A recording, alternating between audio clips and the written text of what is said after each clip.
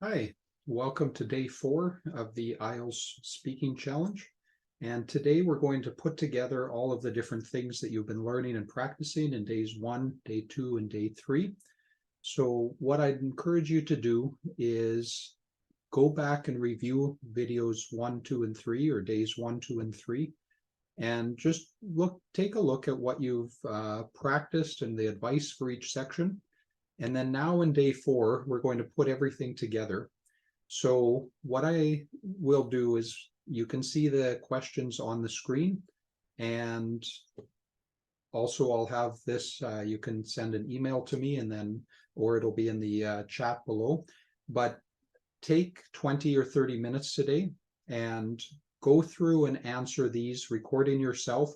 It's probably easier if you record yourself answering part 1 in one section, then in part 2, and then in part 3. But this gives you an idea of what a IELTS speaking test would look like with all of the parts together.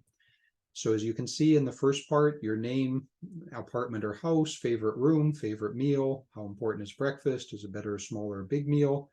So just quick, simple questions, but they should be reasonably easy for you to answer or to think of answers for those. Then in part 2, the focus is about a famous person. So how, why, and what have you learned from him or her in your answers? So you would have 1 minute to prepare and think about that and make an outline in your mind or write it down, a few ideas, and then you would have 1 to 2 minutes to talk about that topic. And then in part 3, there's a few questions about celebrities, but then it also talks a little bit more about technology and people becoming well known. So there you can see the 3 parts for putting everything together. And this is one example of an IELTS speaking test. You can find hundreds and hundreds of different topics online, but this is one that I often use just so that students become familiar with the 3 parts. So now it's your turn, just like in the previous days.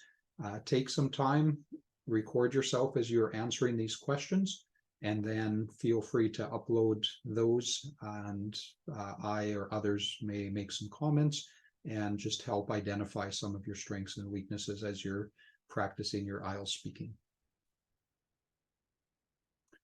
And continue to watch for updates, and there will be other challenges that I'll be doing both with IELTS and with CELPIP. Both of these exams are used for immigration purposes for Canada, as well as the IELTS is used for preparing for university or college entrance in Canada, America, England, Great Britain, Australia, etc. So I hope that you enjoy this challenge and that you will continue to follow and subscribe in order to get more tips and tricks as you're preparing for your exams.